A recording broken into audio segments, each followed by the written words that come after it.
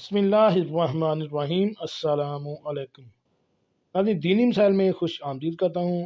ہمارا آج کا مسئلہ جس کا ڈے ہے 299، سوال یہ ہے کہ اگر اگلی صف میں جگہ نہ ہو تو دوسری صف میں اکیلے نماز کیسے ادا کرے، اور پہلی صف سے نمازی کھینچنے کا درست طریقہ کیا ہے۔ چلیے ناظرین چلتے ہیں ان دونوں سوالوں کے جوابات کی جانب۔ ناظرین، سوال یہ ہے کہ اگر پہلی صف میں جگہ نہ ہو تو تنہا دوسری صف میں نماز پڑھے گا، اس کے بارے میں کیا حکم ہے؟ کیا اس صف میں سے کسی شخص کو دوسری صف میں کھینچے گا تو کس طرح سے کھینچے گا، اور پھر خالی جگہ کا کیا حکم ہے، کھڑا کر سکتا ہے یا نہیں؟ تو ناظرین اس سوال کا جواب یہ ہے کہ اگر کوئی شخص سب سے پیچھے اکیلا نماز پڑھتا ہے جبکہ اگلی صف میں جگہ موجود ہو تو ایسا کرنا مکروہ تحریمی ہے، البتہ نماز ہو جائے گی۔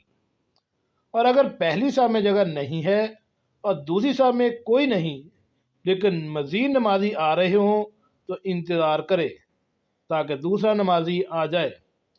جب دوسرا نمازی آ جائے تو اس کے ساتھ مل کر دوسری صف بنائے، اور اگر کوئی نمازی نہیں آیا تو پہلی صف سے ایسے آدمی کو پیچھے دوسری صف میں کھینچ لے جو مسئلہ جانتا ہو، یعنی اس کے کندھے پر ہاتھ رکھ کر اس کو پیچھے صف میں کھینچ لے، اور اس کو بھی چاہیے کہ وہ پیچھے آ جائے۔